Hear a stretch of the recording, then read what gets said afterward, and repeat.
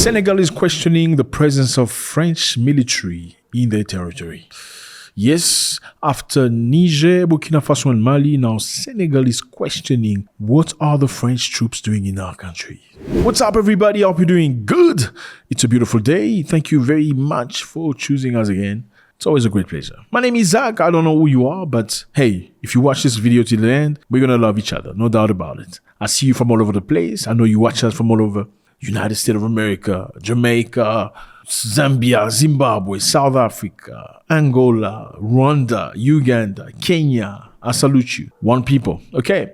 So Senegal, this is Senegal. Here's a map. Beautiful place, lovely people, great culture. If you've never been to Africa, I suggest you go visit Senegal if you want to come to Africa. Lovely place, one of the most peaceful countries in Africa you'll ever see. Great food, like the food is amazing.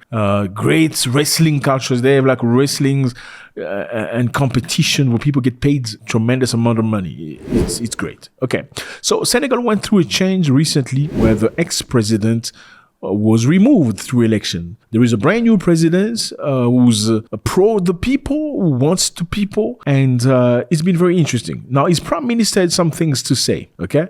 His prime minister, his man is Ousman Sonko. He says, more than 60 years after our independence, we must question the reason why French army, for example, still benefit from several military bases in our country and the impact of their presidents on our national sovereignty.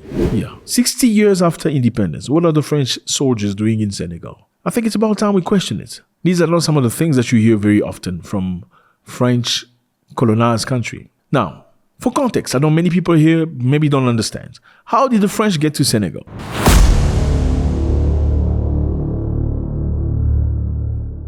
Many years ago, Europeans came together in Berlin to discuss on how they're going to rule over Africa. They sat there and discussed on how they're going to split Africa. Why did they need to split Africa?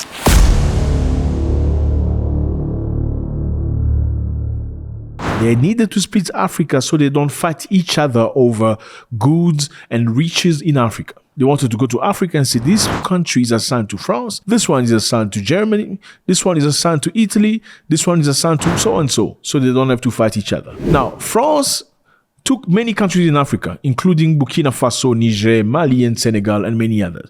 British people took Kenya, Uganda, Nigeria, South Africa, Zambia, and many other countries. Now, let's get back on track.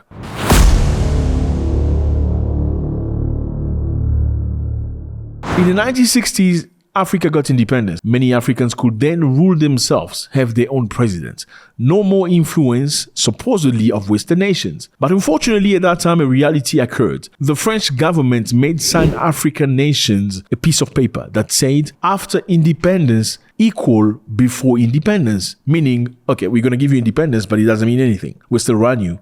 We'll still have your economies by the balls. You still have to report to us. We'll still choose your president. At least not officially, but yeah, unofficially we choose who's going to be your president. Now, French people also signed a paper saying that they're going to keep their soldiers, their troops in many African nations. Now, Ousman Sonko is questioning it. Why after 60 years we still have French soldiers in our territory? They should leave. This irritates our sovereignty. I reiterate here that the desire of Senegal is to have its own control, which is incompatible with the lasting presence of foreign military base in Senegal. Many countries have promised defense agreements, but this does not justify that a third of Dakar region now is occupied by foreign garrisons. So it's time for the French to leave. It's not okay for them to be staying in other people's country. Like, the question is, what are they doing there? I mean, this is crazy.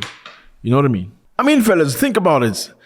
We've colonized you for many years, okay? And in the 1960s, we said, okay, we're going to leave you. We're going to go and let you be on your own. But we made you sign a piece of paper that said, okay, if you want to be free, to be independent, we're going to have our troops still staying on your land. And our troops have been in your land for 60 years.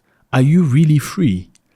That's an interesting question. Again, we know that Mali, Niger, and Burkina Faso have kicked out French troops from their land. And many people were questioning whether the new government in Senegal was going towards these countries that free themselves or will stay within the frame of these African countries that still want to be influenced by the West. Now, Ousman Sonko, Prime Minister of Senegal, sent a message. He said, we will not let go of our brothers in the Sahel. We will do everything necessary to strengthen the ties. with them. What are the moves? We don't know what the moves are, but clearly we're going to discover. Ousman Sonko reiterated promise to renegotiate oil and gas contract in Senegal, where production is due to begin this year. You know, when Europeans come to Africa to negotiate deals, they usually get it at a very low price, very cheap price. I'll give you an example. When French people came to Niger to negotiate uranium deal, they paid $0.8 per kilogram. $0.8 per kilogram. When they went to Canada to negotiate the same uranium, the same quality, they paid $200 per kilogram. So $0.8, not even $1 for Africans, but $200 for Canada. You see what I'm talking about? Now, Ousman Sonko says in his country, they're going to renegotiate everything. I think this deserves to be applauded. Great stuff. He also says something interesting. He says Western countries should show restraint, respect, and reciprocity and tolerance when it comes to deals that are social. I'm not going to say the word. I think you understand. When men want to be with other men, you know what I mean? I'm not going to talk about that because we're going to be sanctioned. He said that you need to slow down. Don't tell us how to live. We are adults. We can do our own stuff. We can deal with our own situations. We don't need you to come and impose us whatever you want to do. Okay, now we go to the New Caledonia.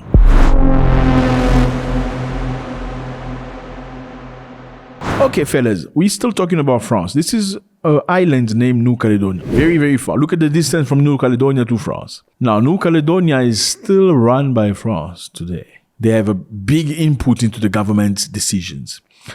Now, France wants to come up with a law that says that French people, white people, can also now vote in the elections in New Caledonia. Why? New Caledonia has their own people, meaning their own autochthones, their own people from the country. You know what I mean? I forgot the word. They look black. They're called Kanaks. These people are the owner of the island. But for some reason, now France runs this island. They want to make a law.